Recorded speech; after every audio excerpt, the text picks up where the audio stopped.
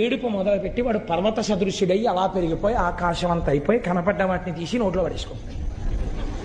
వీడెవరండో అంటే అమ్మవారు నీ కొడుకే అన్నారు. అయ్య బాబోయ్ వీడు నా కొడుకేమిటండి అంది. నువ్వు కళ్ళు ముయ్యడం వల్ల పుట్టాడు కనుక వాడు నీకు నాకు కొడుకే. మనం ఎవరం? జగత పితరౌ వందే పార్వతీ పరమేశ్వరవు. ఇప్పుడు వాడిని చంపేయడమో ఏదో చేయడానికి వీల్లేదు. ఏం చేయాలి? కాపాడాలి. కాబట్టి వాడిని పిలిచి ఒరే నువ్వు అలా తినేకు మనుషుల్ని వాళ్ళని అడవిలో తిరుగుతుండు అని అరణ్యానికి పంపించేశారు. ఈలోగా హిరణ్యాక్ష హిరణ్యకశిపులు మీకు తెలుసున్న వాళ్ళే. భగవంతుడు నేను ఎంచుకోకుండానే ఆయన వరుసక్రమాన్ని నిర్ణయించేశాడు. దీని తరువాత నువ్వు ఇది చెప్తే శ్రోతలకి తేలిగ్గా అర్థమైపోతుందని. మీరు భాగవతంలో హిరణ్యాక్ష హిరణ్యకశిపుల గురించి విన్నారు. హిరణ్యాక్షుడికి కొడుకులు లేకుండానే హిరణ్యకశిపుడికి కొడుకులు కలిగారు.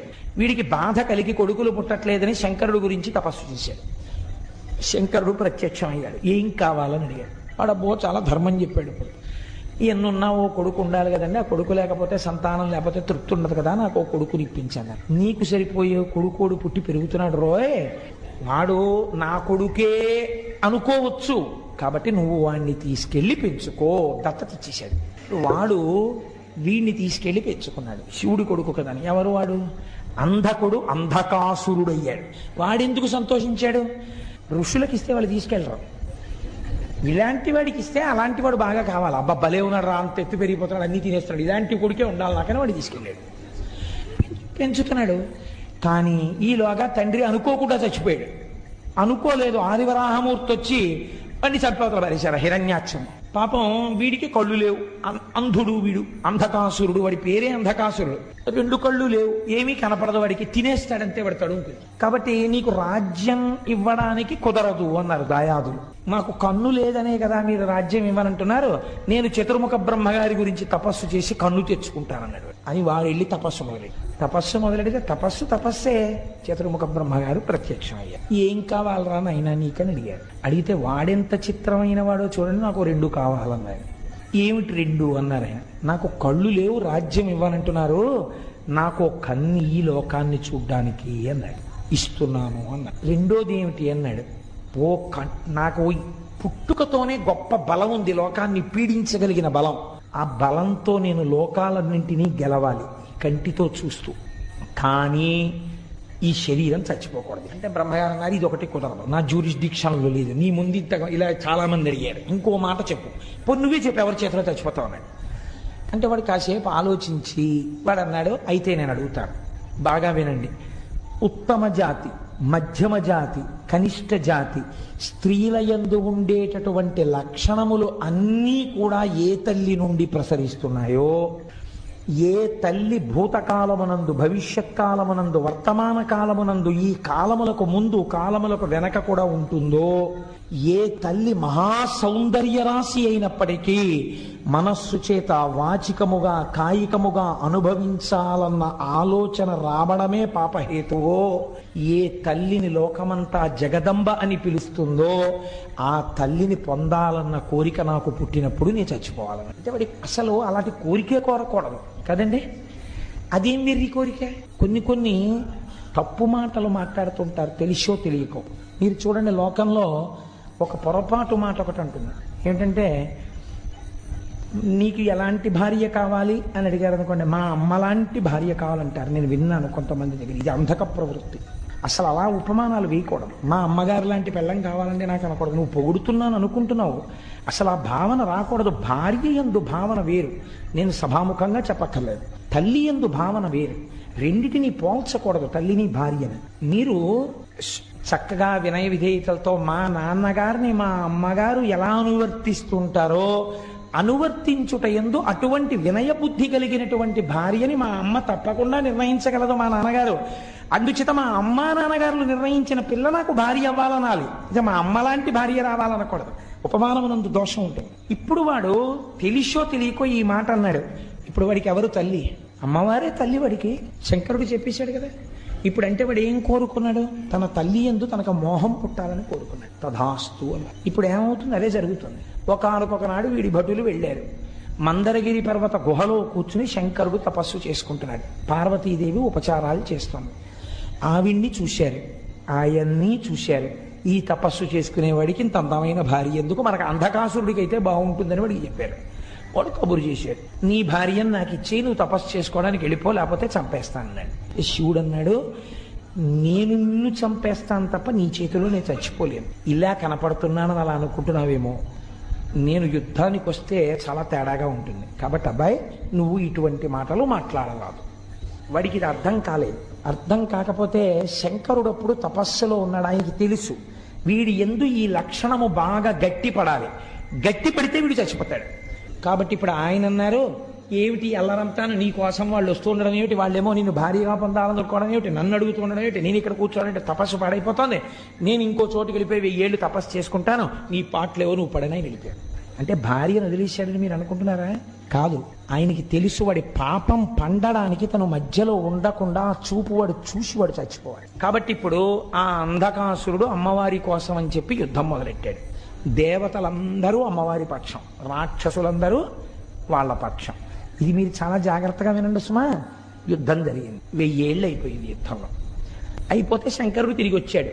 ఏమి ఇంకా అవలేదా, ఈ గొడవ తేలలేదా, ఇంకా వాడేం అయిపోలేదా అన్నాడు. ఇంకా అవలేదు, అవుతోంది గొడవ, యుద్ధం జరుగుతోంది మా మధ్య అన్నాడు. ఇంతలో ఒక చిత్రం జరిగింది. విఘసుడు అని ఒక రాక్షసుడు బయలుదేరాడు. వాడు నందీశ్వరుడి దగ్గర నుంచి చతుర్ముఖ బ్రహ్మగారి వరకు దేవతలందరినీ మింగేశాడు. వాడు నోట్లో పడేసుకుని. ఇప్పుడు వాళ్ళందరూ వాడి కడుపులో వెళ్ళిపోయారు.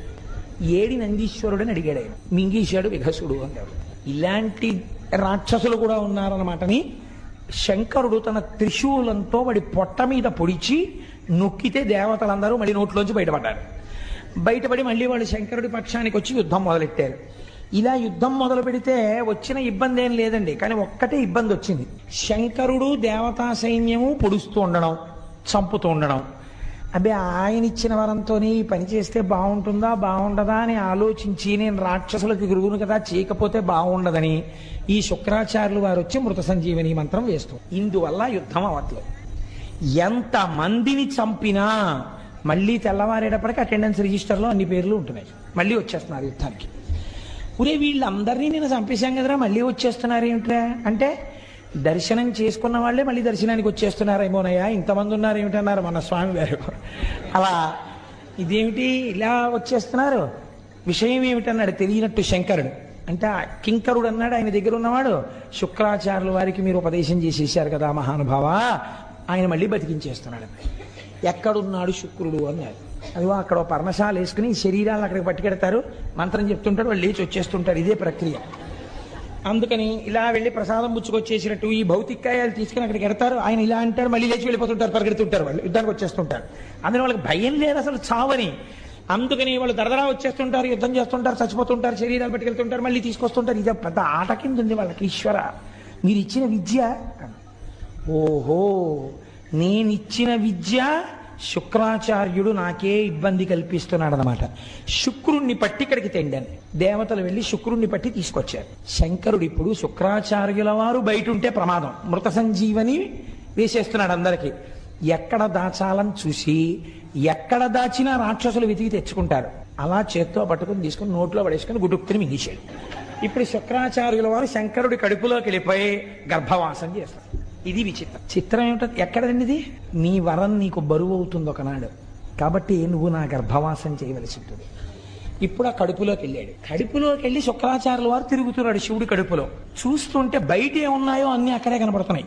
అన్నీ కనపడుతున్నాయి, కానీ తను ముట్టుకోవడానికి ఉపదేశాలు చేయడానికి వీలేం కుదరదు. అక్కడ అన్నీ శివుడిలో ఉన్నాయని ఏ స్తోత్రం చేశానో అది నేను చూస్తున్నాను అని పొంగిపోయాడు శుక్రాచార్యుల వారు. పొంగిపోయాడు, కానీ బయట రాక్షసులు ఏమవుతున్నారు, ఒక్కొక్కడు చచ్చిపోతున్నాడు. ఆ చచ్చిపోవడాన్ని శివుడు కడుపులో చూస్తున్నాడు. ఆఖరికి అందరూ చచ్చిపోయారు. చనిపోయిన తర్వాత అంధకాసురుడు మిగిలాడు. ఇప్పుడు శంకరుడు ఏం చేశాడంటే వాడి త్రిశూలం పెట్టి గుచ్చాడు. ఇలాగా ఎండిపోయిన ఆకులు ఇలా గుచ్చి తీస్తుంటారు చూడండి, అలా కింద పడిపోయిన వాడికి త్రిశూలం గుచ్చాడు. చంపలేదు, చంపకుండా ఆ త్రిశూలాన్ని ఇలా పైకెత్తాడు. ఇప్పుడు వాడు ఆ త్రిశూలం మీద పడుకున్నాడు. పడుకుని ఇలా శంకరుడు త్రిశూలం పట్టు కూర్చున్నాడు. కూర్చుంటే పైనుంచి చేతులు చాపి ఆయన జటాజూటాన్ని పీకుతున్నాడు. అలా కొన్నాళ్ళు యుద్ధం జరిగింది. యుద్ధం కాదు, శంకరుడేం దానికి ప్రతీకారం చేయలేదు. అలా వాడు శంకరుడి జటాజూటం వంక కొన్నాళ్ళు అలా చూస్తూ ఉన్నాడు. చూస్తూ ఉండిపోయిన తర్వాత ఒక ఆశ్చర్యకరమైనటువంటి విషయము ద్యోతకమైంది. ఈ కంటితో ఉన్న కంటితో ఇన్నాళ్ల నుంచి దేన్ని చూసి ఇవన్నీ అనుభవైక వేద్యములు అనుకుంటున్నాడో, త్రిశూలమునకు గుచ్చుకుని ఉండిపోయిన తరువాత వాడికి వీళ్ళు నా తల్లిదండ్రులు, లోకమునకే తల్లిదండ్రులు, నేను ఎంత పాపపు కోరిక కోరాను, నా పాపం ఎలా నిష్కృతవుతుందని అప్పుడు వాడు శంకరుడు యొక్క 108 నామములు చెప్పాడు. 108 నామములు చెప్పిన తర్వాత శంకరుడు త్రిశూలాన్ని కిందకి దింపి ఇలా అన్నాడు. వాడు ఊడి కింద పడ్డాడు. కింద పడి వాడు కన్నీరు వరదలై కారుతుండగా పార్వతీ పరమేశ్వరుల పాదాల మీద పడ్డాడు. అయ్యా, ఈ కంటితో చూస్తున్నది సత్యం అనుకోవడం తప్పైపోయింది. అందుకని ఒక తప్పు కోరిక కోరాను. ఈ త్రిశూలం మీద పడుకున్నాక నాకు అసలు విషయం అర్థమైంది. నా తప్పు మన్నించి నన్ను కరుణించమని అడిగాడు. నిన్ను ప్రమథగణాలలో ఒక గణాధిపతిగా తీసుకుంటున్నానని శంకరుడు గణాధిపతిగా అంధకాసురుడు శంకరుడికి కింకరుడైపోయి భక్తితో బతికేశాడు. ఆ 108 నామాలు పరమశక్తివంతం. దీని వెనకాతల ఉండే రహస్యం ఏమిటో మీకు నేను చెప్తాను కొద్దిసేపట్లో. మీరు కంగారు పడకండి. కనీసం నేను ఆ 108 నామములు మీకు చెప్పకపోతే నేను కించిత్తు దోషం చేసిన వాడిని అవుతానేమో అని నాకు అనిపించి నేను ఆ 108 నామాలు మీకు చూపించడం కోసం అని చెప్పి తీసుకొచ్చాను. మీరు ఒక్కసారి విందురు. కానీ నేను తింగరవాడిని ఇందులో పెట్టాను, అక్కడ పెట్టాను.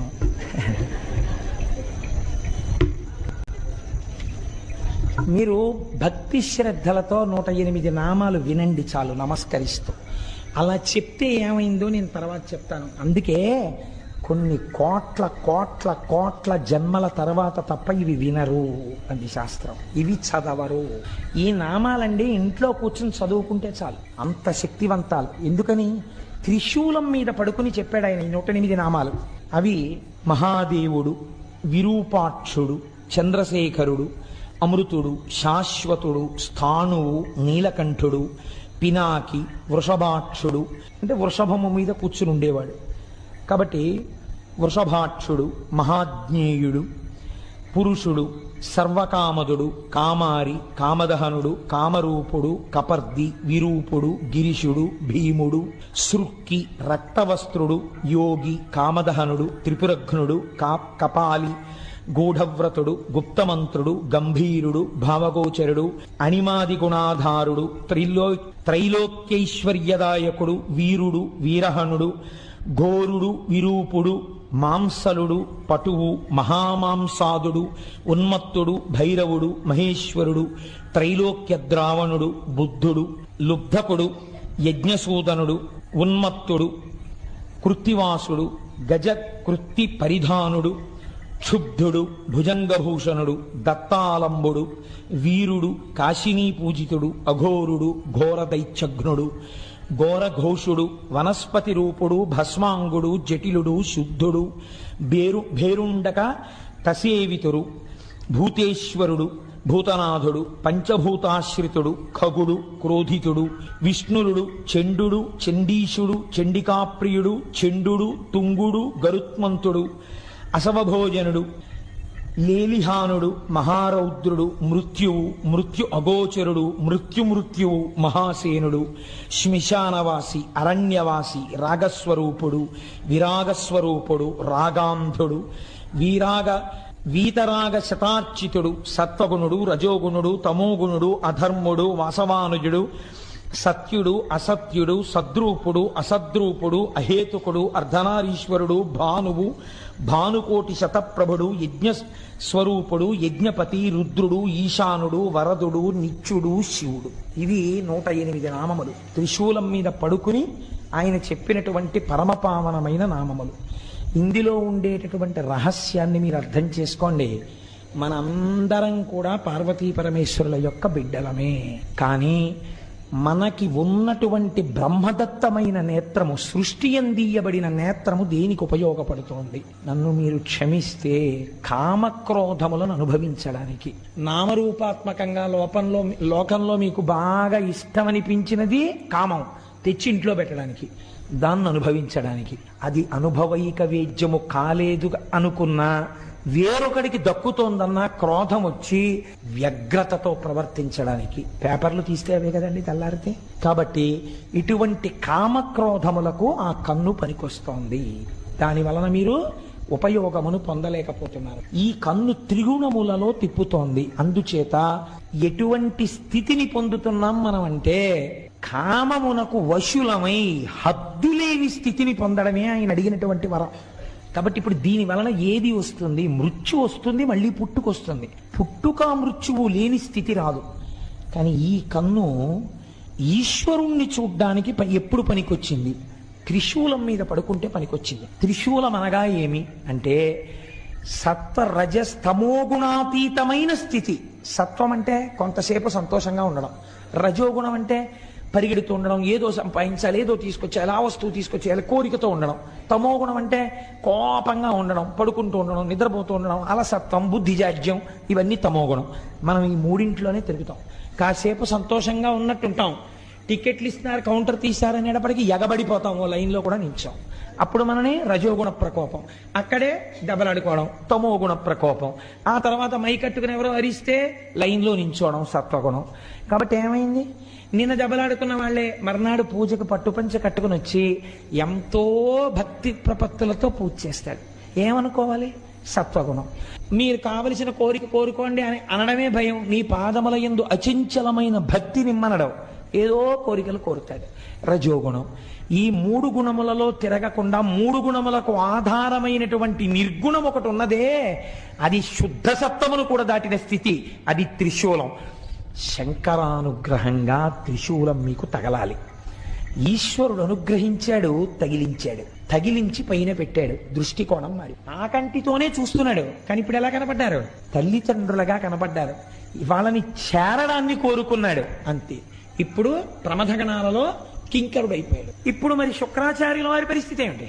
ఆయన లోపల కూర్చున్నారు గర్భంలో, యుద్ధం అయిపోయింది, చూస్తున్నారు. అన్ని చక్కగా లైవ్ టెలికాస్ట్ టీవీలో చూసినట్టు చూస్తున్నారు. ఓర్నాయనో, నేను ఎవరి కోసం అందరినీ బతికించానో ఆ అంధకాసురుడు శివుడు ప్రమథగణాల్లోకి వెళ్ళిపోయాడు. ఇప్పుడు యుద్ధం లేదేం లేదు, బయటంతా ప్రశాంతం.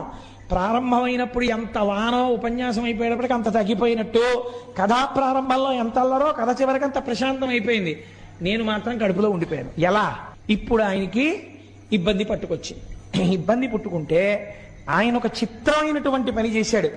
ఇప్పుడు శివగర్భమునందు వాసము చేసి శివగర్భములో తిరిగి తిరిగి ఆ కడుపులోంచి బయటికి రావాలనుకున్నాడు.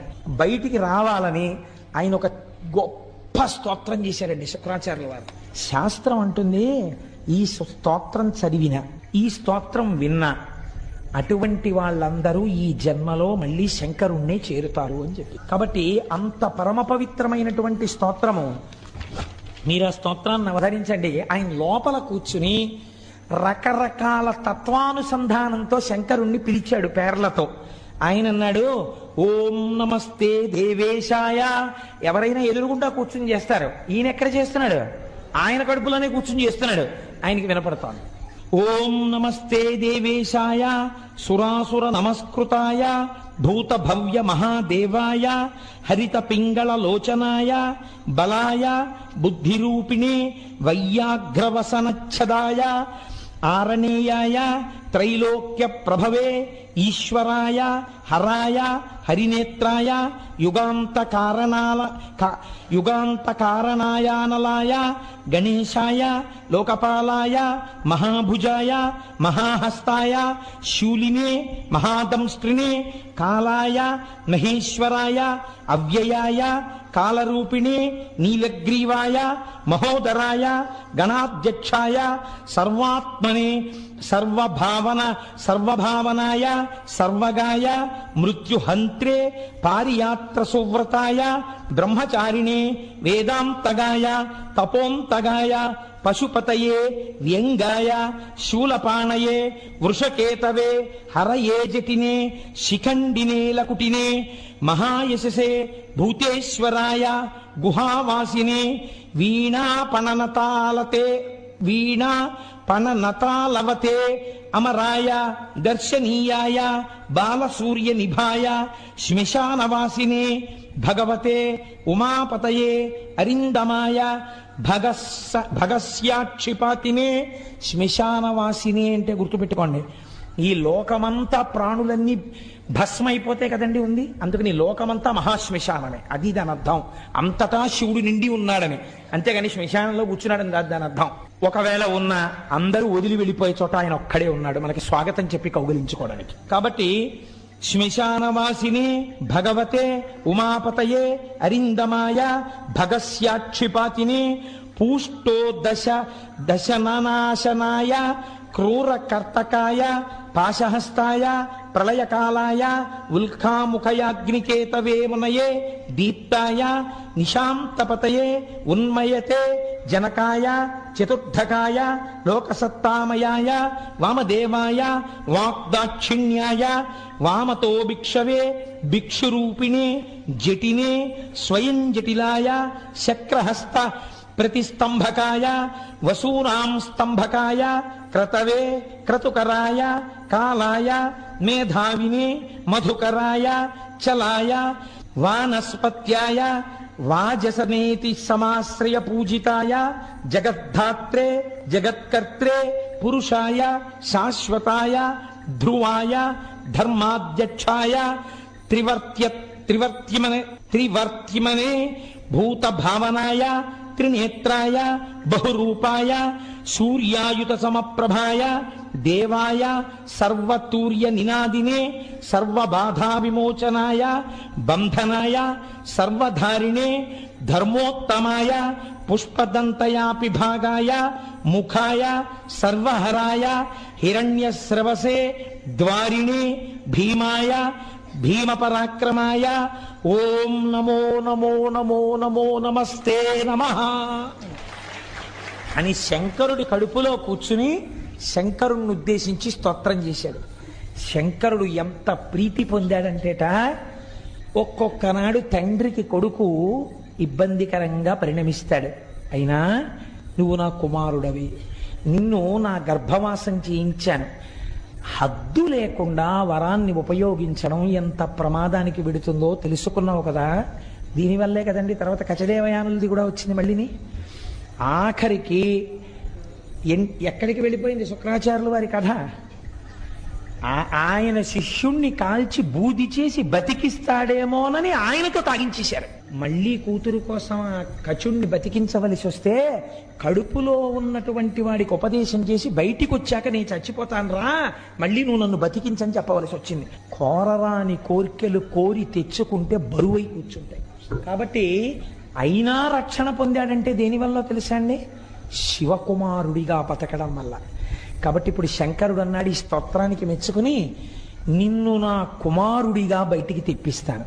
సాధారణంగా లోకమునందు ఒక పురుషుని యొక్క తేజస్సు హృదయ స్థానము నుండి కదిలి కుమారుడిగా మారడానికి ఆ తేజస్సు వెడుతుంది. కాబట్టి నువ్వు కూడా అలాగే కదిలి అటువంటి మూత్రావయవము నుంచి బయటపడేదవుగాక అని శుక్రకణం ఎట్నుంచి వస్తుందో అటువైపు నుంచే బయటపడేటట్టుగా విసర్జించాడు. ఉత్పత్తి యందు శుక్రకణం వెళ్ళేటటువంటి ఆ నాళంలోంచి బయటికి వచ్చి శివుడి యొక్క కుమారుడు కలిగితే ఏ నాళములోంచి బయటికి రేతస్సు వెళ్ళాలో అలా బయటపడినవాడు. కాబట్టి ఈశ్వర శుక్రనాళములోంచి బయటికి వచ్చిన మహాపురుషుడు కనుక, అటువంటి వాడు సృష్టిలో ఇంకొకడు లేడు కనుక భార్గవుడన్న పేరు పక్కకెళ్ళిపోయింది, శుక్రాచార్యుడన్న పేరు ప్రకాశించింది. అప్పుడు మహానుభావుడు అంత స్థితిని శుక్రాచార్యుల వారు పొందారు. పొంది ఈ లోకమునంతటినీ ప్రకాశింపచేసి అంధకాసుర వృత్తాంతం ద్వారా మనందరికీ కూడా మన దృష్టికోణమునందు రావలసినటువంటి మార్పు, మనం కోరరాని కోరికలు కూడా కోరినా ఈశ్వరుడు భక్తికి లొంగుతాడు, కానీ అవి కొన్నిసార్లు ఇబ్బందుల వైపుకి తీసుకెడతాయి. కాబట్టి అన్నిటికన్నా గొప్ప కోరిక ఒక్కటే, ఈశ్వర నీ పాదముల యందు నిశ్చలమైన భక్తిని నాకు కృప చెయ్యి. శంకర కైలాసం వెండికొండ ఉంది, ఇంత గొప్ప అంతఃపురం ఉంది, శ్మశానంలో ఎందుకుంటారు మీరు అని అడిగింది. అడిగితే ఆయన చెప్పాడు, పార్వతి చేతకాక నేను శ్మశానంలో లేను. బ్రహ్మదేవుడు అడిగాడు, శంకరా చీకటి పడిన తరువాత ఉగ్రభూతాలన్నీ కూడా ఇళ్లల్లోకి బయలుదేరుతాయి, వాళ్ళని అనుష్ఠానం చేయనివ్వవు. సూర్యోదయాత్ పూర్వం నిర్మాల్యం, తర్వాత యజమాని చేసిన ఇక ఫలితం. అందుకే ముందు స్నానం ఎవరు అంటే భార్య. భార్య పని ఏమిటంటే ముందు నిర్మాల్యం భర్త. ఎందుకంటే ఆయన అనుష్ఠానం చేసుకోవడానికి పూజ చేసి వచ్చే లోపల పూజా మందిరం తుడిచి కడిగి ముగ్గు పెట్టి మడి నీళ్లు పెట్టి చెయ్యాలి కదా. నిర్మాల్యం తీయడం భార్య పని. అందుకే ఇప్పటికీ శ్రీకాళహస్తిలో శివలింగానికి ముందు అభిషేకం, జ్ఞానప్రసూనాంబకి ముందు అభిషేకం, ఇల్లాలు ముందు స్నానం అనడానికి గుర్తు అక్కడ. కాబట్టి శంకర ఈ ఉగ్రమైనటువంటి భూత ప్రేత పిశాచములన్నీ ఇళ్లలోకి వచ్చేస్తాయి. అవి రాకుండా ఉండాలంటే వాటిని కాసేపు తమాషా చేసి అట్టే పెట్టాలి. అందుకని శ్మశానంలో ఆయన నర్తన చేస్తుంటాడు. ఆ నర్తన చేస్తూ అవన్నీ అక్కడ కూర్చుంటాయి. రెండో కారణం ఎందుకుంటానో తెలుసా పార్వతి? బ్రతికున్న నాళ్ళు నా వాళ్ళని కష్టపడి వాళ్ళింటికి ఎడతాడు, వీళ్ళింటికి ఎడతాడు, ప్రయాణాలు చేస్తాడు, రైళ్లు ఎక్కుతాడు, అక్కడికి ఎడతాడు, ఇక్కడికి ఎడతాడు, విమానాలు ఎక్కుతాడు, వాళ్ళింటికి భోజనం అంటాడు, వీళ్ళింట్లో పలహారం అంటాడు, అన్ని తిరుగుతాడు. సరదాగా అలా వెళ్ళొద్దామని ఎవడైనా రుద్రభూమికి ఎడతాడా? ఎవడు వెళ్ళాడు. కానీ అంతా అయిపోయిన తర్వాత రుద్రభూమికి తీసుకొస్తాడు. తీసుకొచ్చిన తర్వాత నేనని ఇన్నాళ్ళు ఇన్ని ఫెయిర్ అండ్ లవ్లీలు రాసి ఇన్ని ఆల్అవుట్, ఇంత ఏసీలో ఇంత పరుపు మీద పడుకోబెట్టిన శరీరం కట్టెల్లో కాలిపోతుంటే చుచ్చమా జీవితము నీటిపై బుగ్గ కల్లరి బొమ్మయవు కాయమ్మునొల్లా అద్దె కొంపలబోలు ఆ భోగముల్లా తను పెంచు దొంగలవు తనయుల నొల్లా ఎందుకీ భోగమ్ములెందుకీ మురుపు ముందు చావుండంగమురియంగన అంటారు శివమానసపు. ఏడుస్తూ నిలబడతాడు. చీకటి పడిపో కపాలమోక్షం అని తల పగిలిపోయి చప్పుడు వస్తుంది, టప్ అని. కాటికాపరి సంస్థాడు. వీళ్ళు తలస్నానం చేసి కొడుకు వచ్చిన బంధువులు వెనక్కి తిరిగి చూడకు, తాను ఒక్కడే నిలబడి ఉంటాడు. చీకటి పడుతుంది, దాటి వెళ్ళడానికి లేదు. అయ్యయ్యో వీళ్ళందరినీ నమ్ముకున్నాను, మా ఆవిడని ఇంత పిచ్చి పెట్టుకున్నాను, కాయము వీడి జీవుడితి కంపిత చిత్తత నీగు చుండబో నాయనయంచు ఎచ్చు నిజనందన నందినులైనుగా నికందోయిని భస్మముల్ తొలుత దుఃఖమహంబుని చొచ్చు పత్నియన్ కాయము వీడిరారు కథ చేసిన కర్మము పుణ్యము తప్ప అని ఏడుస్తుంటే ఓదార్చడానికి ఒక్కడుండడు. చచ్చినవాడు 100 మాటలు చచ్చిపోతాడు భయంతోనని, నేనున్నాను రా బెంగపెట్టి ఒక శరీరం ఇస్తానులే ఒళ్ళు దగ్గర పెట్టుకో అని ఓదార్చడానికి అక్కడ ఉన్నాను. అంతేకాని నాకు ఇల్లు లేక ఆవాసం లేక అక్కడ లేనివాడను కాను ఈశ్వరి, తండ్రిని, నా దయ. అంతటి మహానుభావుడు ఆయన. దయ మనకి ఎరుకలోకి వచ్చిందనుకోండి, ఆయనతో అనుబంధం తెలిసిందనుకోండి, ఒక విషయం అర్థం అవుతుంది. ఆయన శాశ్వతం. ఎందుకని? దానికి గుర్తు ఆయన మెడలో ఉన్న పునుకల మాల. అక్కడ కదా బయలుదేరేట. ఆయన మెడలో పుర్రెల మాల ఎందుకు వేసుకుంటాడంటే ఎవరూ ఏదో బంగారం గొలుసు చేసి ఇచ్చేవాళ్ళు లేక కాదు, అసలు బంగారం ఆయన వీర్యం. మీరు రామాయణం జరిగితే బాలకాండలో షణ్ముఖోత్పత్తిలో అర్థం అవుతుంది. కానీ ఈ సృష్టి అంతా కూడా ఆయన మహాప్రళయంలో లోపలికి తీసేసుకున్న తర్వాత మళ్ళీ సృష్టి చేసేటప్పుడు మొదట బ్రహ్మగారిని సృజిస్తాడు. సృజించి వేదం ఇచ్చి చేయడం మొదలు. అందుకే ఇప్పటికీ తమిళనాడులో కుంభకోణం అని ఒక క్షేత్రం. ఆ క్షేత్రం ఎందుకు వచ్చిందంటే ఈ సమస్త బ్రహ్మాండములు లయమైపోయిన తరువాత ఒక కుంభం అంటే ఒక కుండలో ఏం చేస్తాడంటే మళ్ళీ పునఃసృష్టి జరిగేటప్పుడు ఓషధులు భూమి మీద పడాలని అమృతం పోసి అందులో ఓషధులు పెట్టి కుండ వదిలే, అది ప్రళయ జలాల మీద తేలుతూ వెళ్ళి మళ్ళీ ఆయన పునఃసృష్టి చెయ్యాలి అని ఎప్పుడు అనుకుంటాడో అప్పుడు ఎక్కడ మొదలు పెట్టాలి సృష్టి అనుకుంటాడో అక్కడ నిలబడి బాణం పెట్టి కొడతాడు ఆ కుండని. ఆ కుండ బద్దలై అందులోంచి అమృతము ఓషధులు భూమిలో పడతాయి. అదే పృథు చక్రవర్తి వృత్తాంతం భాగవతంలో. అది భూమిలోకి ఇంకి పంట మొదలవుతుంది. ఇంకక్కడి నుంచి అలా పండుతూనే ఉంటుంది. వేదంలో చెప్తారు ఓషధీ తత్వం. ఓ గింజ తిన్నాననుకోండి జీర్ణమై శక్తినిస్తుంది. ఇన్ని వడ్లు తీసుకెళ్లి భూమిలో వేశాననుకోండి మళ్ళీ ఇన్ని కంకులు వచ్చి ఇంత ధాన్యం. ఓషధీ తత్వం అంటే అలా ఓషధీ తత్వం అమృతంతో కలిసి భూమిలో మళ్లీ మళ్లీ పెరిగేటట్టుగా అనుగ్రహిస్తాడు. అనుగ్రహించి కుండ బద్దలైపోయి అమృతము ఓషధులు భూమిలోకి వెళ్ళిపోతాయి. ఆ కుండ నీళ్లలో నిలబడిపోతుంది. బద్దలైపోయిన కుండ అది శివలింగం అయిపోయి సృష్టి అక్కడ ప్రారంభమైందని గుర్తు. కుంభకోణం అందుకే కుంభము బద్దలైనటువంటి ప్రాంతం, అక్కడ సృష్టి మొదలైంది అని. అందుకే ఇప్పటికీ అక్కడ నీటితో అభిషేకం చేయలేదు. మట్టి లింగం అది కరిగిపోతుంది. ఎందుకంటే కుండ కదు మరి లింగాకృతిని పొందింది. అందుకని అక్కడ అభిషేకం చేస్తే మల్లె నూనె అటువంటి వాటితోటే అభిషేకం చేస్తారు. కాబట్టి మళ్ళీ పునః సృష్టి చేసినప్పుడు ముందు బ్రహ్మగారిని సృజించి ఆయనకి వేదం ఇచ్చి సృష్టి చేయమని చెప్తాడు. ఆయనకి వేదం ఇచ్చి సృష్టి చెయ్యమని చెప్పిన తరువాత బ్రహ్మగారు ఈ లోకములను సృజిస్తాడు. ఇంతమంది ప్రాణులు కొంతకాలం అయిపోయిన తర్వాత బ్రహ్మగారు కూడా పడిపోతే ఆయన 4 తలకాయలు కూడా రుద్రభూమిలో పడిపోతే ఏం మర్యాద? అందరికన్నా పెద్దవాడు, ముందొచ్చినవాడు, ఈ చేసినవాడు, ఆయన పుర్రె కూడా పడిపోతే ఏం బాగుంటుంది అని ఆ పుర్రె తీసి ఓ తలపకి చుట్టుకుని మెళ్ళో వేసి, ఇప్పుడు అలా ఎన్ని పుర్రెలు ఆయన మెళ్ళో అయ్యాయంటే అదో పెద్ద మాలైంది. అంటే ఎంతమంది బ్రహ్మలు వచ్చి వెళ్ళిపోయారు, ఎన్ని మాటలు సృష్టి వచ్చి వెళ్ళిపోయింది, ఆయన మాత్రం అలాగే ఉన్నాడు. కాలాతీతుడై ఆయన ఉన్నాడు అని చెప్పడానికి గుర్తు ఆయన మెడలో ఉన్న పునుకల మాల. అంతేకాని ఏదో చేతకాక వేసుకున్నటువంటి మాల కాదా మాల. కాబట్టి పునుకల పేరు కంఠమున భూరి భుజంగము భూషణంబుగా అనయము భస్మధారణము యద్రి నివాసము మేరు విల్లుగా అనువుగ దంతి చర్మమును హస్తములందు కపాల శూలముల్ పడిబడిదాల్తు శంకరు కృపావరు రూపమును ఆశ్రయించదన్ అంటారు. అటువంటి శంకరుడు ఉన్నాడే, అటువంటి పరమాత్మ ఉన్నాడే, ఆయన శంకరుడు అనండి విష్ణువు అనండి నాకేమి అభ్యంతరం. ఎందుచేత అంటే ఉన్నది ఒక్కటే పరబ్రహ్మం. ఆ పరబ్రహ్మం అన్ని రూపాలు పొందుతూ ఏకస్వమేవ బహుధా భవభాసి లోకే నిశంకధీర్ వృషభకేతన మల్లినాథ శ్రీభ్రామరి ప్రియ సుఖాశ్రయ లోకనాథ శ్రీమల్లికార్జున విభో తవ సుప్రభాతం అంటారు. ఇప్పటికీ శ్రీశైల మల్లికార్జున సుప్రభాతం చేస్తూ ఆ ఉన్న ఒక్కడే మూడు కాలములకు మూడు లోకములకు మూడు రూపములకు మూలమగుచు భేదమగుచు తుదిక భేదమయ్యొప్పారు బ్రహ్మమనగ నీవే పాలనయన అంటారు. ఆ ఒక్కడే బ్రహ్మ అవుతాడు, విష్ణు అవుతాడు, శివుడు అవుతాడు, మూడు లోకములు అవుతాడు, మూడు కాలములు అవుతాడు. జ్ఞానము చేత మూడు ఒక్కటే. కాబట్టి ఆయన ఒకటి కాదు, ఆయన విరాట్ స్వరూపం. అసలు దాంట్లోనే లోకమంతా ఉంది.